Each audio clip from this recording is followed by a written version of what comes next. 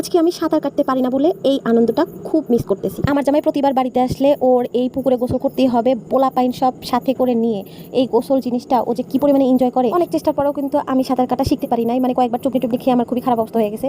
তো আমি পারে বসে ওদের মজা মাস্তি দেখতেছিলাম আর এত পরিমাণে আমি এনজয় করতেছিলাম। শহর অঞ্চলে কিন্তু দেখা যায় যে সবসময় ব্যস্ততার মধ্যে কাটা হয়, কিন্তু বাড়িতে আসলে গ্রাম অঞ্চলের যে একটা ফিল, সেই ফিলটা যদি আপনি নিতে চান অবশ্যই এই মজা মাস্তিগুলো আপনি করার ট্রাই করবেন। যেমন পুকুরে গোসল করা, নানান জায়গায় ঘুরতে যাওয়া, প্রাকৃতিক পরিবেশটাকে এনজয় করা, এইসব কিন্তু গ্রামীণ পরিবেশে কিন্তু সব থেকে বেশি পাওয়া যায়। কোরবানির ঈদে গরুর গোশত খেতে খেতে যখন মুখে অরুচি ধরে যায়, তখন এই ধরনের খাবার দেখলে কিন্তু একেবারে জিভে জল চলে আসে। 2-3 দিন গরুর গোশত খেতে খেতে গরুর গোশত দেখলেই এখন বমি আসতেছে এমন অবস্থা। কিন্তু এর মধ্যে যখন এই সব টাইপের খাবার আপনারা সামনে দেবেন, যেমন বিভিন্ন ধরনের মাছ ভর্তা, ভাজি, শাক ভাজিটা এত পরিমাণে মজা হয়েছিল।